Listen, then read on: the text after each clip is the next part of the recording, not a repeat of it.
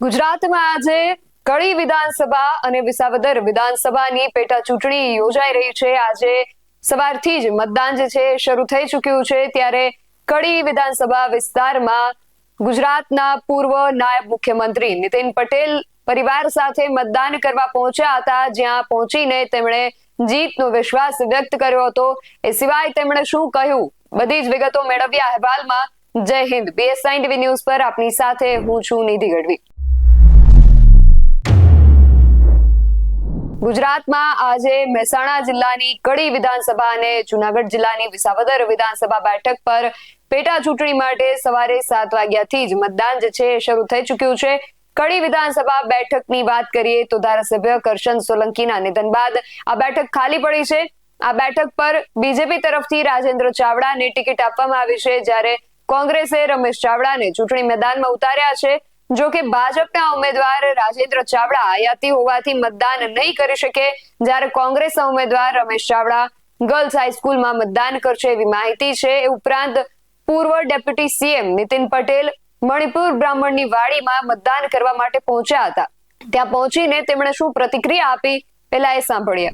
ભારતીય જનતા પક્ષનો વિજય થતો આવે છે।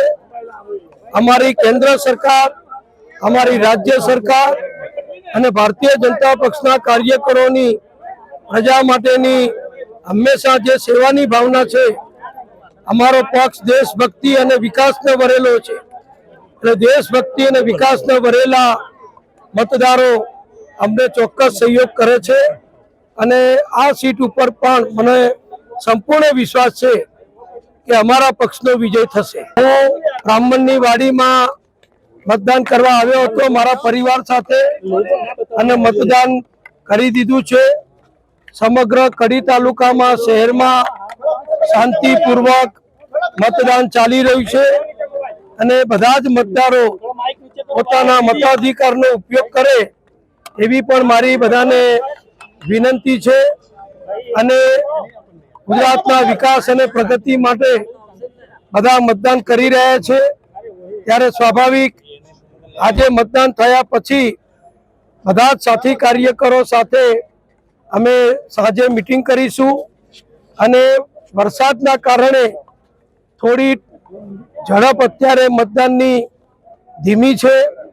બહેનો ઘરકામ પતાવીને પછી પરંપરા પ્રમાણે બપોરે મતદાન કરે છે, એ પ્રમાણે મતદાન થશે, અને લગભગ 60% વધુ મતદાન નોંધાય એવો મને વિશ્વાસ છે। કડી શહેરમાં 54 અને ગ્રામ્યમાં 240 મતદાન મથકો ઉભા કરવામાં આવ્યા છે, જે હેઠળ ન્યૂ આદર્શ હાઈસ્કૂલ ખાતે પર્યાવરણ આધારિત બૂથ બનાવવામાં આવ્યું છે, જ્યારે કડીના લક્ષ્મીપુરા અને રંગપુરામાં સખી બૂથ બનાવવામાં આવ્યું છે। જો કે 106 સંવેદનશીલ બૂથ જાહેર કરવામાં આવ્યા છે। નીતિન પટેલે મતદાન કરી દીધું છે, અને તેમની જેમ કેટલાય ઉમેદવારોએ મતદાન કરી દીધું છે, અને ભાજપ, કોંગ્રેસ અને આમ આદમી પાર્ટી સહિતના ઉમેદવારોનું ભાવિ જે છે એ આજે ઈવીએમમાં લોક થનાર છે। ત્યારે આ વિશે તમારું શું માનવું છે, અમને કમેન્ટ કરીને ચોક્કસથી જણાવજો। આવા જ વધુ અહેવાલો સાથે મળતા રહીશું। તમે મારી YouTube ચેનલને સબસ્ક્રાઇબ કરવાનું અને અમને Facebook અને Instagram પર ફોલો કરવાનું ભૂલશો નહીં। બાકી નવી અપડેટ્સ માટે આપ જોતા રહો BSI TV ન્યૂઝ। નમસ્કાર।